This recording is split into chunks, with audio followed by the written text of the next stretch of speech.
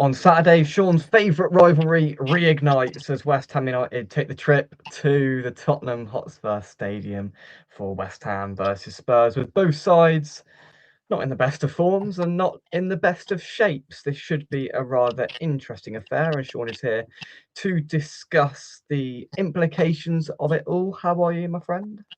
I'm good, mate. Thank you very much. Yourself? Not too bad. Not Good. too bad at all. Right then, Spurs. So you beat us at our place towards the start of the season. Um, it's all gone rather downhill, hasn't it? So give us your overall analysis of what you've seen so far this season, Sean. Um, Very similar to last season, but in a different style of football, if that can make sense. The injuries have been off the scale again. I don't know why. I can't put my finger on it. Part of it is the club's fault because we had th- three very long term injuries when the window closed, and we didn't make a great deal of effort to replace them. So we've gone the whole season so far without Kulisevsky and Madison. I think they've both been out since around about April, I want to say, and no immediate sign of either of them kicking a ball on the field. Yeah, and Solanke sort of come back, got fit, gone the film premieres, got injured, got fit, done a video, got fit, got injured. You know, but the club knew that. So the injuries have been ridiculous. But the difference last year, like our injuries were terrible last year, but we focused on the Europa League, and Ange's style was a little bit carefree in the league, whereas Frank's style in the league is almost feels like he knows he's got these injuries, he knows he's got big key experienced players out, and he's kind of going through the games in a more of a negative approach to try and grind out points. Now, if you put your sensible hat on, that's probably the way to go. But when you're a manager of a club which is the fans demand a bit of exciting football, they're not very forgiving. I think it was 2 or 3 games ago. I think we had 10 players out, and I looked. I think arguably 7 or 8 of them would be starters. Now, if you go back over the last 2 or 3 years, our club sort of naively decided to start building the squad with the backups being quite young players. So they spent a lot of money on a lot of young players, and they have potential. I think I've said to you a few times about academies. If you stockpile an academy, at some point it doesn't come off. Do you know what I mean? And none of them are bad players, but still now a couple of years in, I wouldn't say many of them look regulars to be starting in the big games or week in week out. Or you could argue some of them we're a little bit lightweight without the experience there. So the balance is a bit off. Like we spent a lot of money on Xavi Simons. I think he's a very, very talented player. But if you're playing him in midfield alongside Odegaard and Archie Gray, you've got three probably quite lightweight players. So the balance is off there. Yeah. If you had a Xavi Simons with a Kulisevsky on the right side, who can probably bully two players at the same time, you're probably a far better side straight away. So it's been amateur squad building, a lot of bad luck with injuries again. Because in the last 3 weeks, we've lost Kudus for 3 months, Bentancur for a couple of at least a month, I think it is, and Bergvall limped off again after being injured. So it is down to the bare bones. But obviously, we've dipped our toe in the transfer market a little bit. Yeah, I mean, from the outside looking in, it's gone from obviously you've lost some key recognisable names to injuries, and a few senior players have departed the club in the last sort of 12, 18 months. But I look down that squad and that team sheet, which I'll expect to on Saturday, and think, blimey, me or you didn't know half these names 12 months ago. Looking at it and thinking, oh, 18 months ago, had you heard of this front line? Because I hadn't. And I think that's where it's gone a little bit wrong. You mentioned the youth, and maybe there's not an obviously injuries has not helped that, but it seems like the squad has gone from being pretty recognisable to pretty unrecognisable. Um, Arguably, the our best back four hasn't really changed, and the keeper, who I'll be honest, some have their doubts about as well. That might be something they look at in the summer. Um, the front line, yeah, you're probably right. I don't know if you can remember when we had Harry Kane. It might make you chuckle this, but when we had Harry Kane, I think his contract was sort of a bit of talk whether he's going to sign a new one. and we sort of signed Richarlison there and then for about 50 million. And we were like, is he going to be the replacement? Isn't he a replacement? It turned out he probably was, but that coincided with Son kind of losing his way at the very elite level, possibly, and it just put us in a hole to lose two of the best players, well, the best strike partnership the Premier League's ever had on stats. To lose those in the case of course of 18 months, and a bit like I said a minute ago, we brought these youngsters in who we put a lot of faith in, but it's a bit of a gamble. So then Wilson Odebert's another one we brought in, Mattis Tell. They're two of the same. They've got different styles, very different styles of play, but they're both out of the same sort of era. They're both French under-21 wide forwards, put it that way, right? So they're both the same ilk. Archie Gray, one of the most highly sought after teenagers in world football. He could still become a future England player, which I think he could be. His progress, whether it's been stalled a little bit by more experienced players keeping him out, I don't know, but he hasn't massively kicked on. But again, that could be a case of we've got a right mob mishmash around him. Do you know what I mean? So, yeah, you're right. The front line that we've got Kolo Moani, I expect Richardson's now out. He's done his hamstring. It's the fittest Richardson's looked since we've signed him. His stats are actually quite good this season. He's done his standard injury.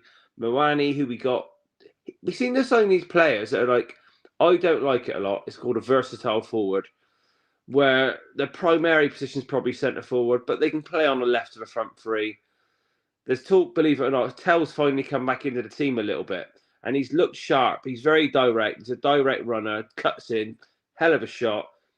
He's apparently asked if he can move because he's not happy not playing up front. Kolo Moani, he's brought in as a striker who can sort of play off on the right or the left. But Frank's decided to stick with Richarlison up front and put Moani sort of more on the right. Well, I've never seen a more disinterested forward on the right than you could imagine. Do you know what I mean? So we got these players that have been brought in and probably don't look happy on the field. Solanke's managed to get on the field the other day. I'd be shocked if he's ready to start versus you. Surely not.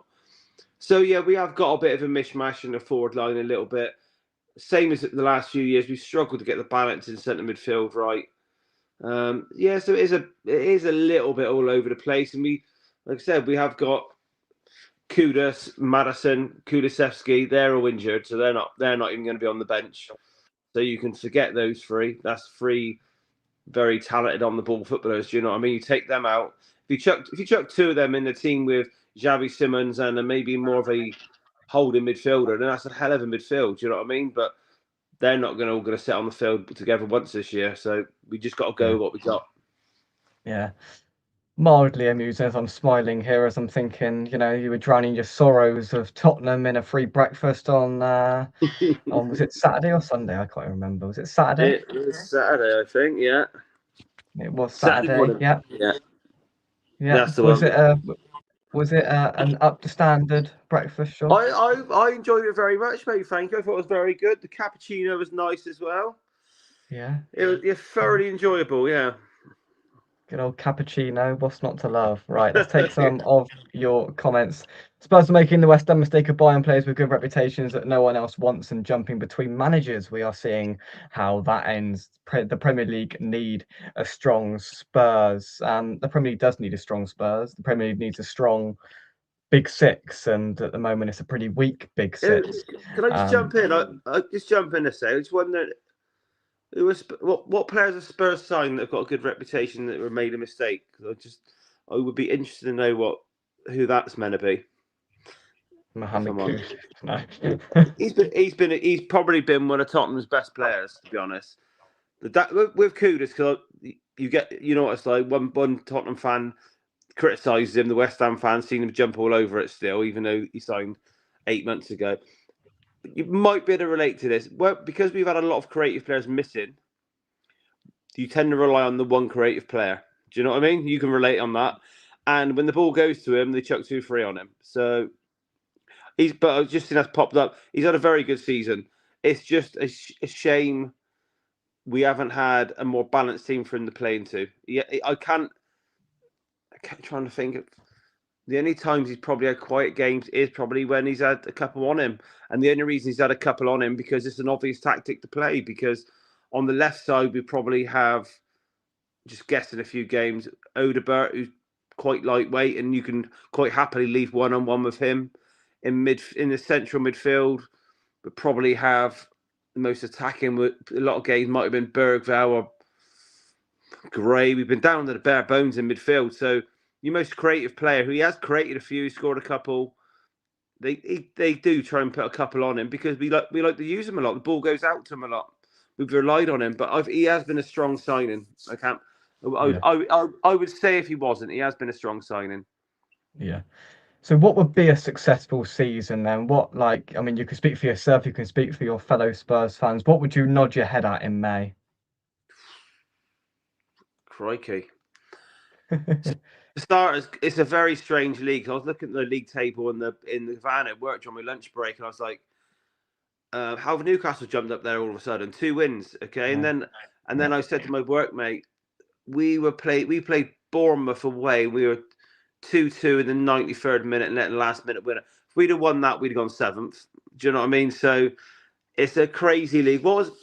That's a very hard question to answer, to be boring, because you've got to take into consideration the main reason where they are. As a Tottenham fan, every single season when the August it kicks off, it's qualified for Europe and a very good cup run. And I think if you ask me that again in July, I'll probably give you the same answer. That's the bare minimum for the club. Remember the year we qualified for the Conference League, and Eric Dier, we might come on to in a minute, looked at the camera and discussed out that the club finished in that position. Do you know what I mean? So, but it's partly the club's fault. You just can't get much above mid-table with the injuries we've got. I'm not saying I'd be happy with it because I can't, but Daniel Levy's gone. The Lewis family, who said they're going to be very ambitious, we're going to have to start seeing if they are or not. Because we've got a few yeah, loan players as well. We've got a few players on loan who have been starting. And I wonder whether they were almost brought in as stopgaps until some of the other ones mature. But what if they don't mature? Do you know what I mean? They're not all going to mature. They'll be these Champions League level players, which they hope they would be. So we'll see. yeah. I don't know. I'll probably struggle to be happy with this season in general. If I'm honest, I've been quite grumpy about the whole thing. Yeah, fair enough. Fair enough. So, I mean, you've hinted to me there's some disillusionment, frustration, and anger amongst the Spurs fans. What should I be expecting to walk into on Saturday if it goes south quickly for you? Is it gonna be nasty? Can you see us getting something? How are you feeling about it? Well, first of all, I obviously we're probably going to spend some money this week, but the official Tottenham Hotspur Supporters Trust, apparently they're doing a protest before the game about the lack of spending. So that'll be the first thing you might see. You'll probably see an unusual amount of empty seats. I can tell you now, the next 3 home games, the sort of sellers on X, the genuine sellers, they're shifting out quite a few tickets. So fans are a bit disillusioned with it. I know he said about Frank and his negative style. I can sort of understand that they grind things out. No, I would go as strong as 90% of the fans are not having him at all. And I don't think I'm exaggerating. It might even be more than that. I mean, to the point of where after every game, like, is he gone yet? Is he gone yet? Is he sacked in the morning? I mean, they're not having him at all. They're just not. It's mainly the style. It's not helping how he's talking in press conferences a little bit. He talks up boring points, things like that, like boring draws. I think in the back of his head, he's probably trying his hardest not to say, "Don't forget the injuries we've got."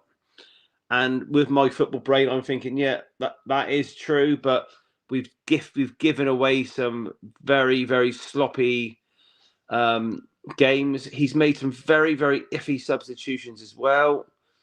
Lack of motivating the team a little bit. So if you go 1-0 up, it will not take a lot for the fans to turn. If it's a dull negative, being the home side, if we don't come out and attack you from the first, Bear in mind against Villa, we started very slow and it wasn't until after the second half we got going. Mm. If we do that at home to you and we don't, within the first 10, 15 minutes, start to attack you, show like we're the ones more adventurous, more attacking, creating more chances, they'll probably get booed off at half time. So when I mean they're not having it, they're not having it. That's so. We have got money. We're definitely probably one of the better teams in, I think, in Europe with PSR. I'm pretty sure we are. Even though we do spend money to a degree, even though we've stockpiled a lot of it on under 21s in the last couple of years. Be interesting to see if we can get a new signing player starting this weekend. That could, in my opinion, if he starts, give us a lift and improve us more or less instantly. But the fans they're not happy in a lot of ways. Levy's gone and they wanted out, but now it's time for the new regime, which is sort of the old regime because it is still the old owners. Do you know what I mean? Levy was only the chairman and a major shareholder in ENIC, the highest paid football director in the world, by the way. But that the new regime we've got to show, apparently, if it's true, they've turned down multiple offers to buy the club. So we'll see, but the fans will turn very fast, and they're turning before kickoff because of the protest, and there'll probably be 3,000 or 4,000 less than capacity. That'd be my guess. So there's two fan bases frustrated, two fan bases fed up, two teams that are looking pretty dire. I mean, to be fair, I watched the second half of the Villa game on whenever it was Saturday, and I didn't think you were too bad, to be honest. I thought you were pretty good in the second half. I've heard the first half wasn't the same, but there was a bit of go in Spurs in that second half. If you get Conor Gallagher signed and straight in, then I think you've said that will instantly improve your midfield. So one thing we are going to discuss is the rumour that came out yesterday evening of a potential leader being signed for West Ham United in the form of Eric Dier. You previously mentioned him, Sean. Your thoughts on that? First of all, I can see you smiling, and I'm smiling as well because I Tell you can't quite what, believe we're being linked with him. It makes sense, but then I also just a little bit so let's do unsure. this. Let's do this a different way. Because I know you've got a lot of Yeah. people listening. Get their comments first, and I'll answer after that. So we'll come back to it in 5 minutes. Okay. All right. So Eric Dyer, I'll put a poll into the live chat. Eric Dyer, yes or no? Would you take him right now as a leading centre half? We'll come back to that in a second. So Sean, there's injuries. There's frustration regarding the style of play. It's a complete polar opposite to last season. Fans aren't happy. Um, is there a way out of this with Frank or not? What the way most fans talk, no, it's just a matter of time. But I think we covered it. We've covered this a few times about the lack of top managers out there. Yeah.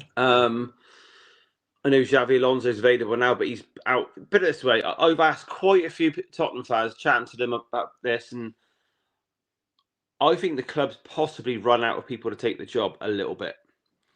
And what I mean Yeah. by that is we are we're the level of a club where we like to think we should be getting a either more adventurous manager, like an up and coming top one, or level experience where they've won the lot. That's the sort of area we're going in. We're not going to get the ones going for the top jobs.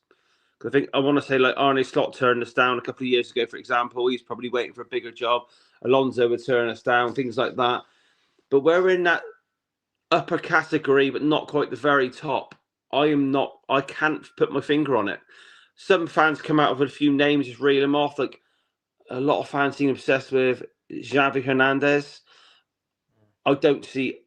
I don't see him to want to take a job, which is quite a challenge with Tottenham. Even as an interim, like people just get sucked in by words too much. I think Harry Redknapp said somewhere that he'd do it for free. He wouldn't. You know what I mean? He's in his 70s. He's into his horses. He's not coming for an interim. We haven't got Ryan Mason anymore for an interim. He got sacked last week at West Brom. He did the interim job twice. So then you sort of then you come down to the predictable. Wait for Poch until the summer. I've always been in the camp. He shouldn't come back. It almost feels a little bit inevitable. He might because it straight away it makes a certain huge group of the fans happy.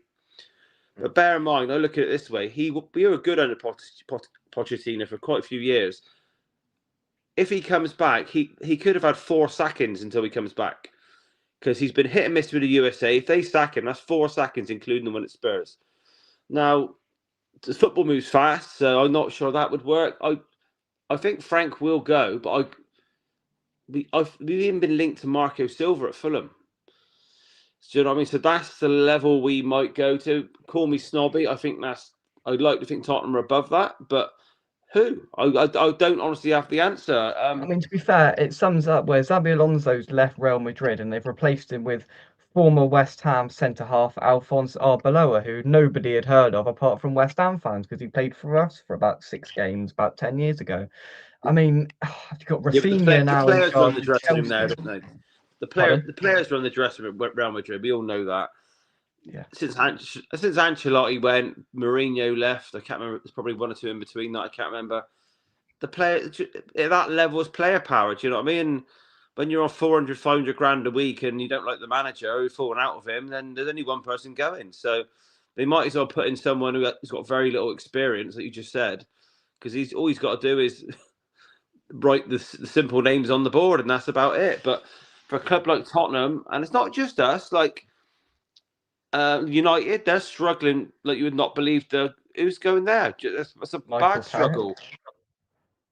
I would imagine he's only gone back with a little bit of assurances that he'd have a sniff of the job, because I don't know if you can remember. I think he was coach, and then that Ragnick come in, Ralph Ragnick, and I don't think they treated Carrick very well because he left very fast. So he left very fast. Him and Woodgate, I used to big him up on there for years, didn't I? Remember Carrick? Yeah. Didn't quite impress as much as I thought he would at Middlesbrough. I think they got to the playoffs and they sold that. Is it Akpom, the striker? Mm. I think he was top goal scorer in the championship. Sold him, and they couldn't recover. But even like Liverpool, I know Alonso's now available, so he'd be the obvious choice. But if Slot did go sour again, like and Alonso did keep the job, I can't think who they go for. So I do not know who we'd go for. It'd probably be Pochettino in the summer. There's talk, and he's very, very inexperienced. Robbie Keane's going to be a next up and coming manager, possibly along them lines. But I'm honestly, if you ask me who I want to be the next manager, I would not have a clue. Yeah. I don't think it'd be Frank personally. Although saying that, the funny thing is, from some papers released, apparently we got Conor Gallagher because Thomas Frank phoned him up, and said, "Look, we're struggling at the moment, but this is the vision." So I don't know. Yeah, I really don't know. Yeah, there we go. We're going to come on to a prediction in a minute. We've got 33 people watching. All of you vote for whether you want Eric Dier at the club or not. There is a poll at the top of the live chat. Eric Dier, yes or no? And we will I revisit hope that. I hope we've got reasons why. If it's no, Well, we've got a few comments to go through, but you're not going to like. Well, I mean, actually, it's going, yeah, it's ebbing and flowing. All of you vote. There you go. The votes are coming in. Right. Yes or no, Eric Dier. We'll come back to that in just a second. So, look, Sean, this is a tough game to predict. And two sides that are very inconsistent and have been very poor at stages this season. We always make the joke that we tend to raise our game a little bit coming to your place. That's why I said to you on Saturday, the one game we'd have probably wanted to follow this disastrous 4 game stretch would probably have been Spurs away. It wasn't fun last year. I think you beat us 4-1 or 4-3-0 or something at your place last year, where Kudus decided to do it off your team.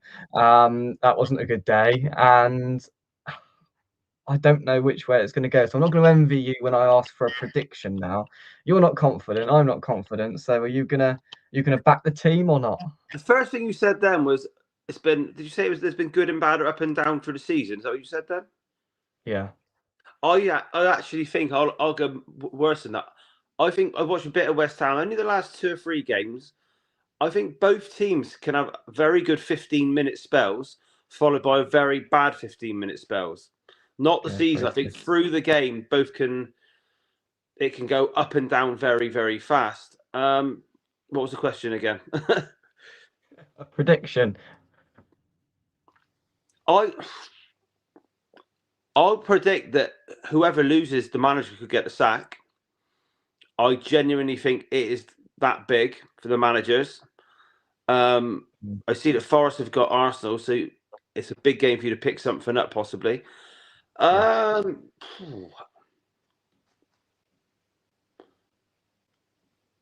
I think we'll win 2-1, and I'll tell. And this is.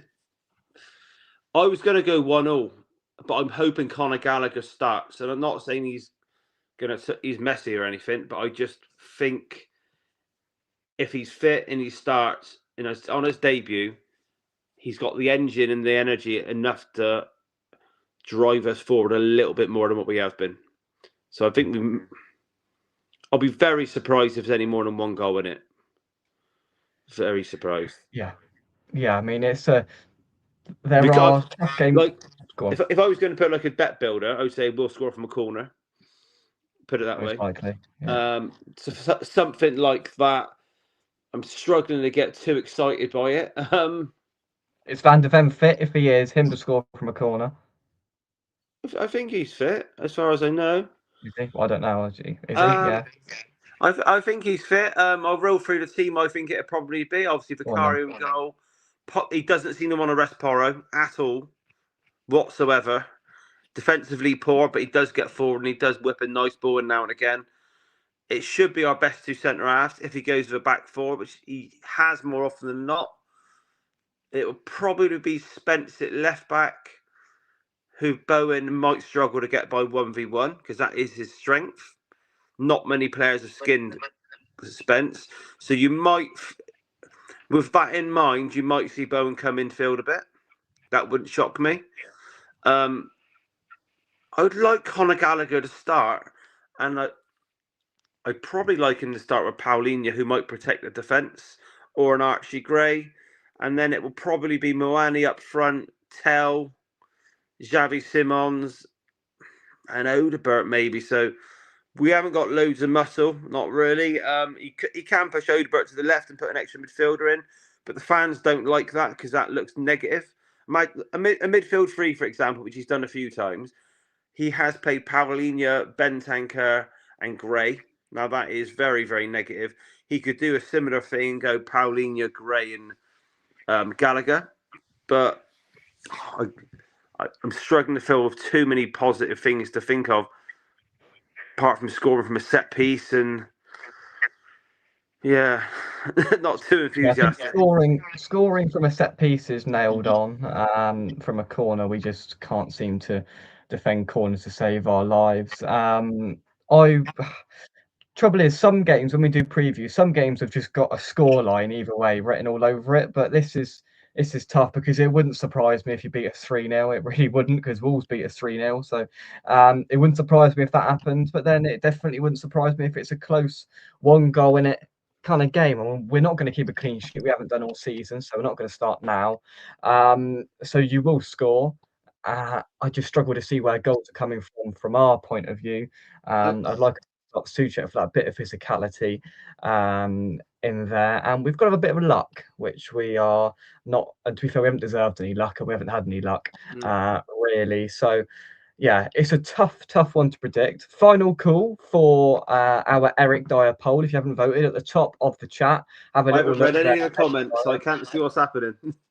Okay, all right, right. So we'll go through a few comments first, and then I'll give you the final result of the poll. Right, here we go. No to Dyer straight off the bat. I can't see where Dyer gets into our team other than as a leader. At the moment, he gets in over Max Kilman, in my opinion, because I think Sean could get in our get in our defence over Max Kilman right now. We need a top centre back or two. Do you think Eric Dier is one of those? Crosshammer changed his mind. Sources at Monaco have stated we have no intention of selling Eric Dier, so I would expect him to start on Saturday. Dier might add some leadership, says Trodge. There we go. That's sort of what I was hinting at. So the poll has concluded with yes, Eric Dier to West Ham with 59%. And no 41%. So call it 60-40 in favour, Sean. Does that shock you or not? I'm glad 60% are sensible. I'll just cover this very quickly, and I know even when he was at Tottenham, even when he was in England, he wasn't everyone's cup of tea. You could probably put him in the same category as a Harry Maguire.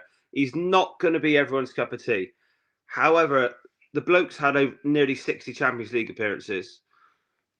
He's played in Champions League finals, quarterfinals, semi-finals. He's played in World Cups. He's played in the Euros. He played nearly every minute for us in one of our Euros. He can play central defence. He can play holding midfield, which he hasn't done for a while. He is a leader. Not that it's probably relevant, but you've got a Portuguese manager and he's fluent in Portuguese, so that might help somewhere a little bit. I know Nuno's very good English, but that was just an extra little moment. You are crying out for a leader. Someone put, where would he fit in your defence? Well, he'd start, I can tell you that.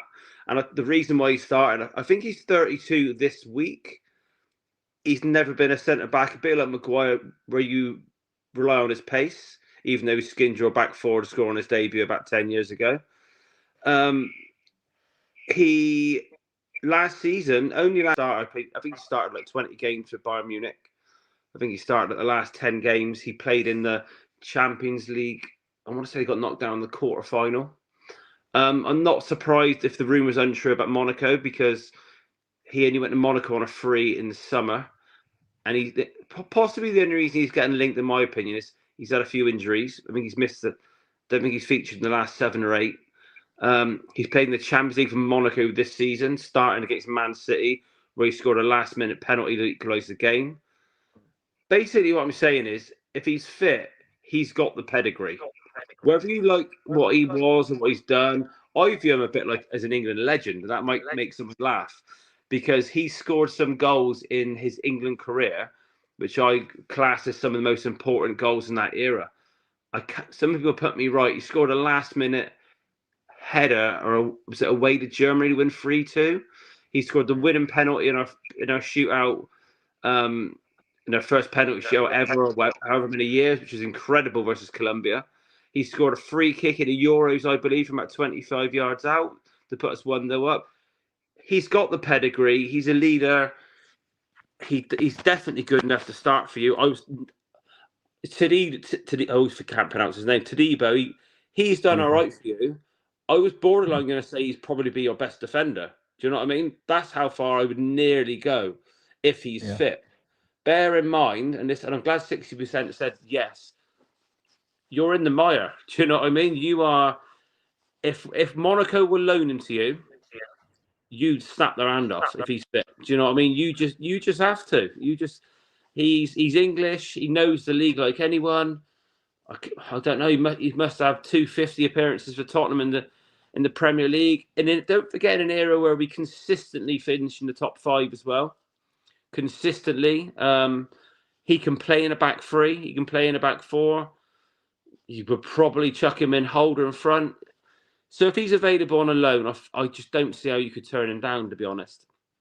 Initially, I looked at it, and the first thing that came to my head was, "Oh no, look what he's done in the past." And the second thing that came into my head was, "He's a leader, and we haven't got one." So it's tinged with, if we sign him, I'm not going to come on here and start ranting.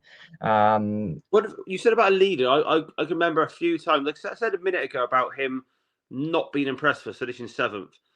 He's had a few times where he's not taken any crap, and do you know what I mean? Like, he's been in the stand nearly scrapping someone. Someone was having a go at his butt. He will not take any messing. He won't. If Nuno, because obviously Nuno's worked with him as well. That's another one. He has worked with him before. If he says, "Look, I want you to come in and just give this dressing room a bit of a shake up," he's not like a celebrity sort of player, but he's been in a strong Champions League Tottenham squad, a strong Champions League Bayern Munich squad.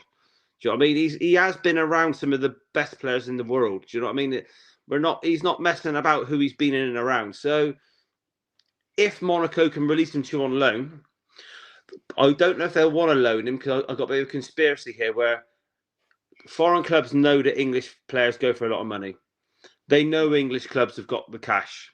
So Monaco taking an English player for free, whether in the back of their mind they're thinking, hang on, in 6 months we can make 10 million. Do you know what I mean? That wouldn't shock me, but I don't think you probably won't get a more suitable centre back if he's fit. Do you know what I mean? In January, you probably won't. Like we're probably going to flog Radu Draguzan back to Italy. Do you know what I mean? Like I'd rather take Eric Dier for Yeah. 5-6 million than take him for probably 15, 16. Do you know what I mean? So I would give him a go personally. You got this. There's no gamble with him in my opinion. Mm. There we go. So will Eric Dier come to West Ham? We'll have to wait and see on that sense. Sean, thank you very much indeed for joining me, as we've both alluded to a rather tricky and bizarre game to call happening on Saturday. We will have our match preview with talking more West Ham tomorrow evening after the Traitors, at just Yeah. after 9 o'clock. We will be here discussing all things West Ham. Thank you, everybody, for joining us in the chat. And there we go. To be fair, Sean has sold him to me. There we go. See, look at the I don't want to impact you waffle on. have, Mr. Lewis. It's just a no. It's just a no-brainer. And when I remind you all, because it's easy to forget what a player's done. When I remind you of his CV, where he's been, what teams he's played in, tournaments he's done well in. Do you know what I mean? He's only 30, 32 this week, so it's not old. He's not going to come in to charge around the field. You want him to stay there and kick and head everything, don't you? And shout at everyone. So And if I, Sean pans round, he's got about 3 pictures of Eric Dier on his bedroom wall there. He just loves him. he wasn't my favourite player, do you know what I mean, for Tottenham, but you need someone like that. And I when his name cropped up, I did straight away think that could be a suitable sort of one. There we go. There we are. Sean, thank you very much indeed. Thank you No everybody worries. for getting involved in the chat. And until next time, thank you very much, and we'll see you soon right here on West Ham Unofficial. Bye bye.